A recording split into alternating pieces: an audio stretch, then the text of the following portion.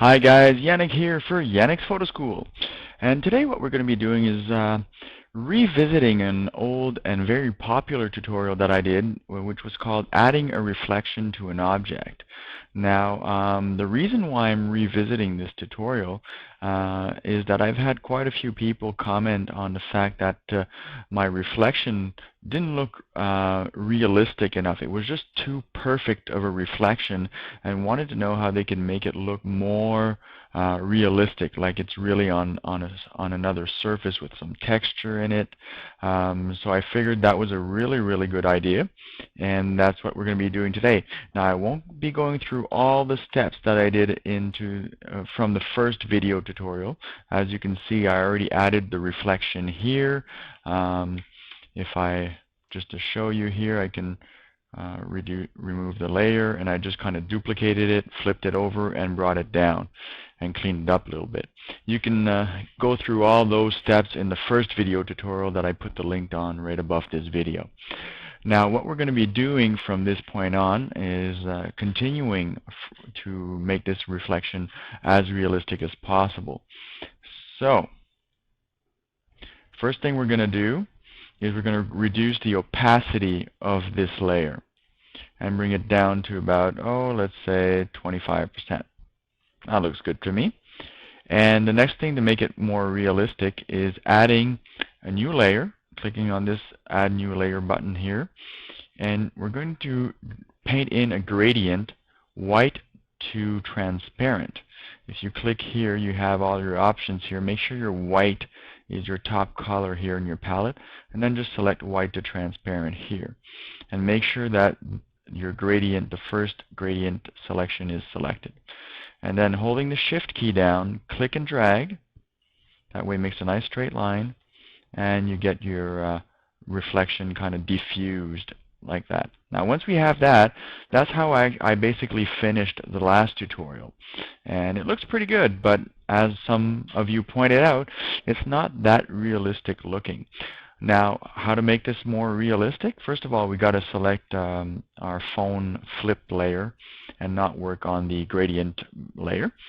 It all depends. You know, I've been playing around with some of the filters in Photoshop, and it all depends what surface you want your phone to be on, basically, because there's quite a few options that we can do, and let's go through a few of them together.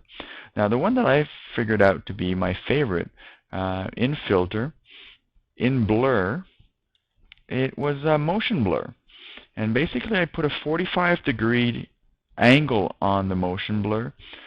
Put the distance at about 20 pixels. Now this depends on the size of your image and the effect you want to put on it. And it kind of gives you a preview here of the effect that it does. Gives it a bit of an angle sheen on it. And I just clicked OK. And if we look at this at 100%,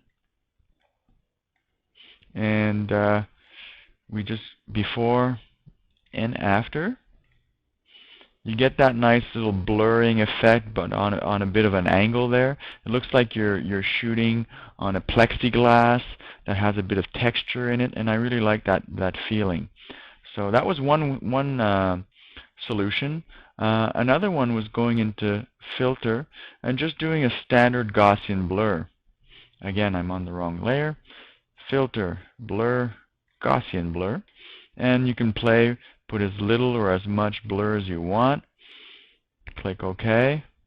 Going back full screen, we can see that effect before and after. It's just a regular blur. It doesn't give it much texture though, like the previous motion blur did. And that's another way of adding that. It would be considered a smoother texture on your table, maybe glass or something like that. The next one that I found a bit interesting was in, I think it was in, let me see, was it Distort?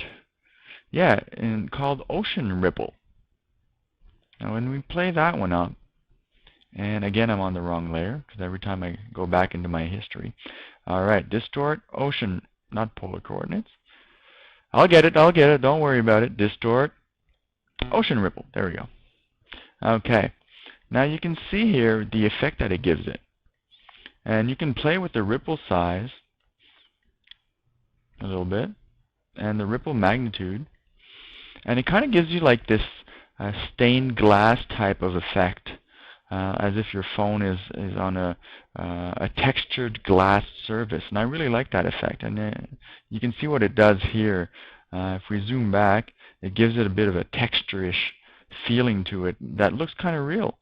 So what you want to do, because it's kind of edgy a little bit, I kind of added a little bit of a Gaussian blur on top of that, just slight, not too much, just a little bit, around 2 pixels.